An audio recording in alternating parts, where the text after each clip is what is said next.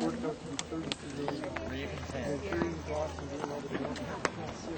I have to go to work tomorrow. So it worked out to be about before I can find a school.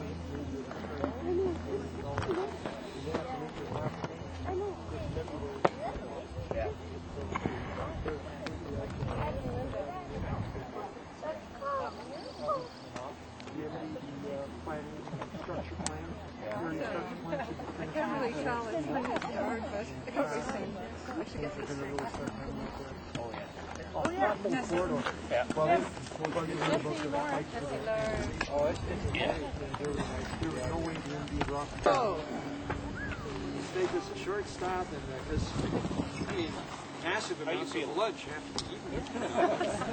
That's right. At Ravens End to do it. Put the bags back on. It'll be very long.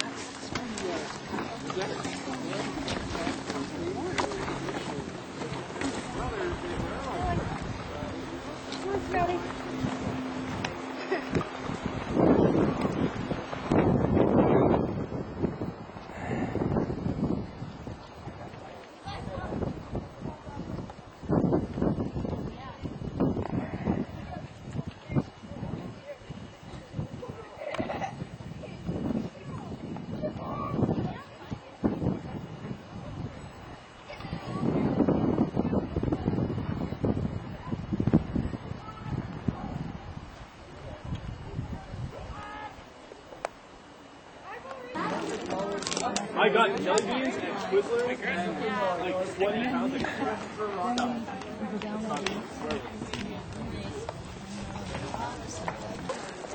You gotta try them. It's really fun though. It's not that tough to understand. I know. I tried it this week. My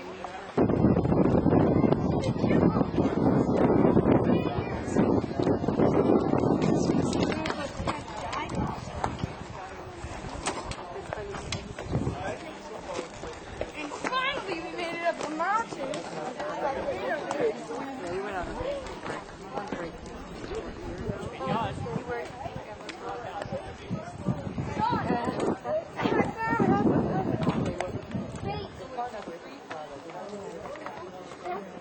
Yes.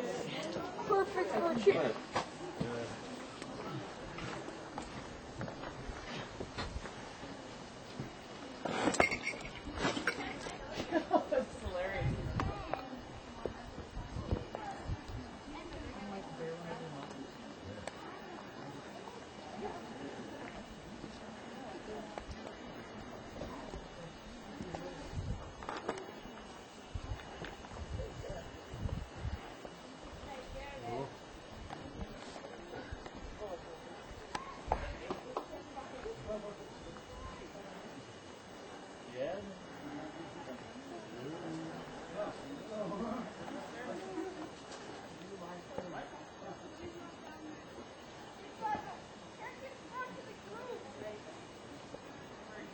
I'll just read this paragraph and then I'll skip ahead a bit.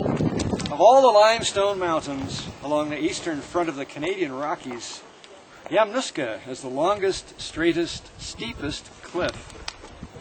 For this reason, Yamnuska has been the home to ravens, always, always. And it was homeward along Yamnuska's great south face that Zach and Colin flew, carrying a hiker's discarded lunch. And I bet a lot of you remember what happened after that. I'm going to skip ahead here, and I'm going to talk about Colin sitting by himself, sitting alone on a dead branch atop the pine, right here at Ravens End. Brilliantly sunny a few hours ago, the day was now growing dark. A bank of low clouds had moved in from the east, tiny drops of rain leaving black speckles on the ground. The humans pulled their jackets from their packs. Colin was amazed to note that humans carried extra plumages with them. And they talked excitedly, looking up and pointing. At the first rumble of thunder, they hastily packed up, called the dog, and headed back the way they had come. The rain started in earnest, and Colin had Ravens End to himself. He enjoyed the sensation of the drops hitting his body. They rolled off rather than penetrating, for Colin's feathery covering was practically waterproof. Opening his bill and leaning his head back, he caught some rain directly from the sky. It tasted of clouds. Lightning hit a neighboring peak. It sent a wave of thunder bumping through the valley, rolling back and forth between the cliffs. Colin looked up. The undersides of the clouds had joined themselves into a solid ceiling as gray as the rock, and now the ceiling was coming down. It touched the top of Yamnuska, and it crept farther down the cliffs. Tendrils of mist caressed the pinnacles and explored the corners. A gust of wind carried the mist over Raven's End, and Colin's perch was suddenly in fog. He could hear the dog barking, now far below, but the fog was so thick that he couldn't see beyond the next tree. The world became very small. Colin felt as if the mist were alive. Its cold presence brushed by him, stroking his wings, curling between his toes, throwing tiny flecks of moisture into his eyes. He blinked. And then the fog started to speak to him. "There is a mountain," it said softly. "A mountain with feathers." The voice of the fog was wispy, the sound of vapor moving over stone. It came from everywhere at once, and it kept saying the same thing over and over. "There is a mountain with feathers. Feathers on the mountain. The mountain has feathers. Feathers on the mountain. There are feathers." This message from the mist, Colin knew, was meant for him. He knew it more surely than he knew anything else, which was comforting considering how little he understood of the world around him. As the voice went on, he tried to imagine what a mountain with feathers would look like. An image flickered through his mind, but he couldn't see it clearly. He grew sleepy, his eyes closed. He tucked his head under his wing and dozed off in the rain. Thank you. Fantastic.